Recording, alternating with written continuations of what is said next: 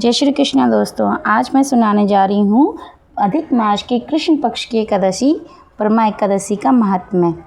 श्री युधिष्ठिर जी बोले कि हे जनार्दन, अब आप अधिक मास की कृष्ण पक्ष की एकादशी का नाम तथा उसके व्रत की विधि बतलाइए।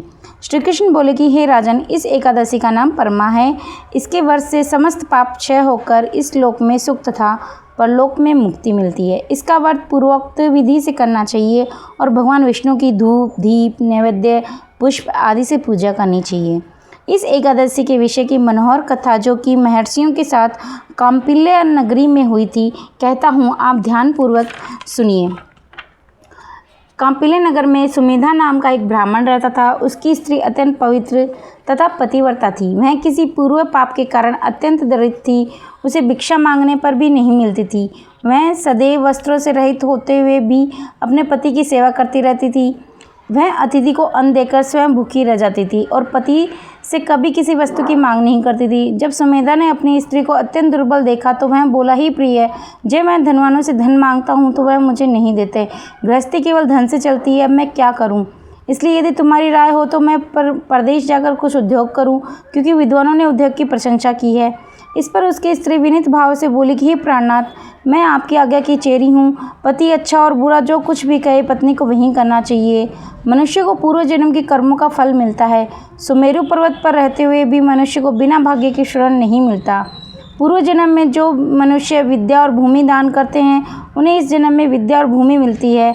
विधाता ने भाग्य में जो कुछ लिखा है वह टाले से नहीं टलता। यदि कोई मनुष्य दान नहीं करता तो भगवान उसे केवल अन्न ही देते हैं। इसलिए आपको इसी स्थान पर रहना चाहिए, क्योंकि मैं आपकी वियोग नहीं सह सकती। पति बगैर स्त्री की संसार के में माता पिता, भाई, ससुर तथा संबंधी निंदा करते हैं। इसलिए हे प्राणनाथ, आपको उसी स्थान पर रहना चाहिए। एक समय कौंडिन्य मुनि उस जगह आए। उनको आते देखकर सुमेधा सहित स्त्री ने प्रणाम किया और बोले, हे, हम आज धन्य हुए हैं। आज हमारा जीवन आपके दर्शन से सफल हुआ है। उन्होंने उसको आसन तथा भोजन दिया। भोजन देने के पश्चात पतिव्रता बोली, हे मुनि, आप मुझे दरिद्रता का नाश करने की विधि बतलाइए। मैंने अपने पति को प्रदेश में धन कमाने से जाने से रोका। मेरे भाग्य से आप ही आ गए हैं। मुझे पूर्ण निश्चय है कि अब मेरी दरिद्रता शीघ्र ही नष्ट होने वाली है। अतः आप हमारी दरिद्रता नष्ट करने के लिए किसी व्रत की विधि को बतलाइए। इस पर कौंडिन्य मुनि बोले, हैं कि मल मास की कृष्ण पक्ष की परमा एकादशी के व्रत से समस्त पाप, दुख और दरिद्रता आदि क्षय हो जाते हैं। जो मनुष्य इस व्रत को करता है वह धनवान हो जाता है। इस व्रत में नाच गान आदि सहित रात्रि जागरण करना चाहिए। कुबेर को महादेव जी ने इसी व्रत के करने से धनाक्ष बना दिया था। इसी व्रत के प्रभाव से सत्यवादी राजा हरिश्चंद्र को पुत्र, स्त्री और राज्य प्राप्त हुआ था। उस मुनि ने उसको एकादशी के व्रत की समस्त विधि कह सुनाई। यह मुनि फिर बोले कि हे ब्राह्मणी, पंचरात्रि व्रत इससे भी अधिक उत्तम है। परमा एकादशी के दिन प्रातःकाल नित्य क्रम से निवृत्त होकर विधि पूर्वक पंचरात्रि व्रत आरंभ करना चाहिए। जो मनुष्य 5 दिन तक निर्जल रहकर व्रत करते हैं वे अपने माता पिता और स्त्री सहित स्वर्गलोक को जाते हैं। जो 5 दिन तक संध्या को भोजन करते हैं वे स्वर्ग को जाते हैं। जो मनुष्य स्नान करके 5 दिन तक ब्राह्मणों को भोजन कराते हैं उन्हें समस्त संसार को भोजन कराने का फल मिलता है। इस व्रत में जो घोड़े दान करते हैं उन्हें तीनों लोक दान करने का फल मिलता है। जो मनुष्य उत्तम ब्राह्मण को तिल से दान करते हुए तिल की संख्या के बराबर विष्णु लोक में रहते हैं। जो घी का पात्र दान करते हुए सूर्य लोक को जाते हैं। जो 5 दिन तक ब्रह्मचर्य पूर्वक रहते हैं वे देवांगनाओं के साथ स्वर्ग जाते हैं। ब्राह्मणी, तुम अपने पति के साथ इसी व्रत को करो, उससे तुम्हें सिद्धि प्राप्त होगी और अंत में स्वर्ग की प्राप्ति होगी। कौंडिन्य मुनि के कहे अनुसार उन्होंने परमा एकादशी का 5 दिन तक व्रत किया।